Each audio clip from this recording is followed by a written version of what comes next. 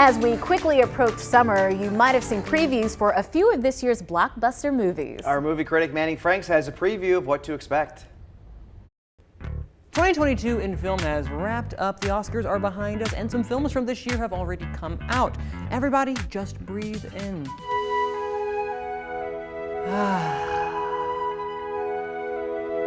Okay, now back to the movies. A new year means new films releasing both in theaters and on streaming devices. So just like last year, I'm going to give you all a brief overview of a couple of titles that you should have your eye on for the first half of the year. So without further ado, roll the tape.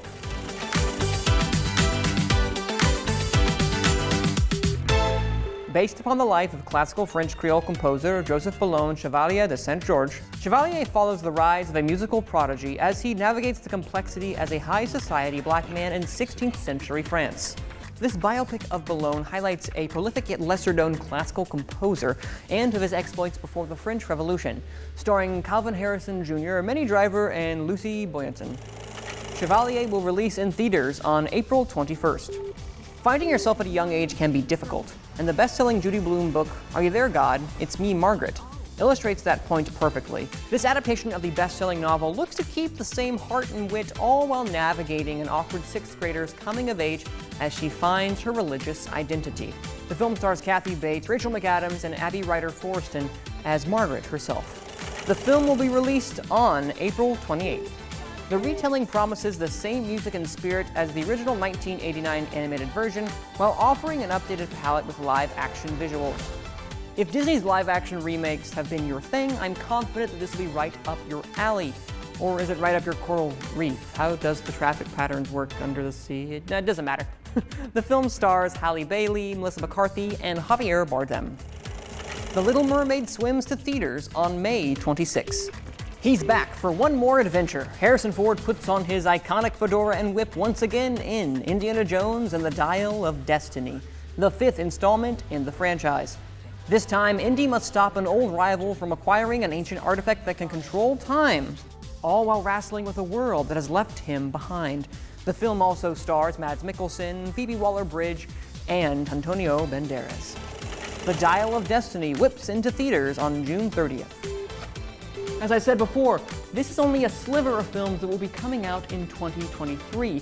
There are still so many to choose from, and I know for myself, I'll be trying to see them all. Probably not successfully, but I'll be trying. I'll see y'all at the movies.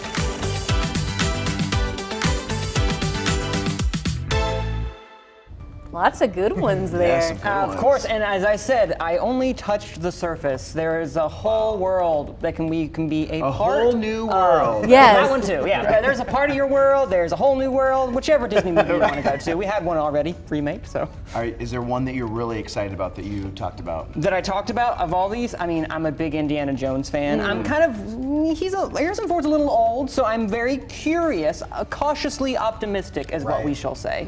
But I'm curious because James Mangold, who did Ford v Ferrari, do you guys know that one that came out a little while ago? James Mangold, he did Logan with Hugh Jackman a while ago. He dips his toes in various genres. He's directing this one. I'm very excited about this, that film in particular. It's just exciting to see a lot of people going back to the movies. I know during the pandemic, once they closed, some people were kind of hesitant to go back, but now you're seeing more and more people go back, Yes. more people talking about, hey, I can't wait to go to theaters to see this. And there's going to be like a whole plethora of films that are going to be released specifically this year, because obviously people delayed releasing films because of the pandemic, and they kind of put them on their back burner. Right. But I think we finally caught up to those that had been on pause. So now we're just kind of back into the swing of things. Yeah. I'm just curious, on an average, how many movies do you watch per week? Per week, Yes. I always try to get at least one in per week, Okay. maybe Okay. two. Okay. But you know, I try. There are some people that I know that can see at least one a day. Wow. That is not me. I have too much going on. Yeah, I was about to Can't say, do that. I know your schedule's busy. Do you have the No, unlimited I can't do pass? that. I do have that, Regal Unlimited. It's not. This is not an endorsement. I just merely do it because economy, everybody.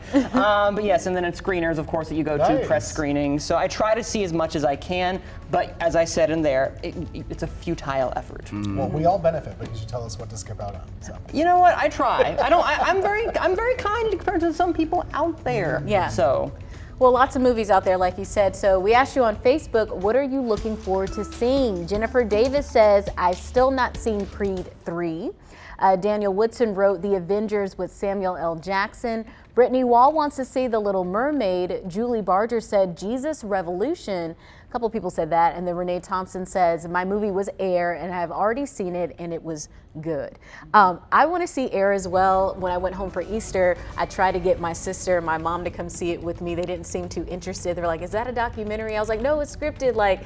And people are saying really good things about it, but they didn't want to see it. But I do want to see The Little Mermaid. I feel like we have been hyping this movie up for the past 2 or 3 years. I feel like we knew about the casting years ago, and I keep saying, when is it going to come out? Oh yeah, no, Disney's going to put all the eggs in the basket for The Little Mermaid in particular, because their live-action remakes, again, Pinocchio aside, have been, yes, we all know my feelings on the Pinocchio. Asterix have been, I think, okay at best, fantastic in some other areas as well too. But no, I'm excited for that one.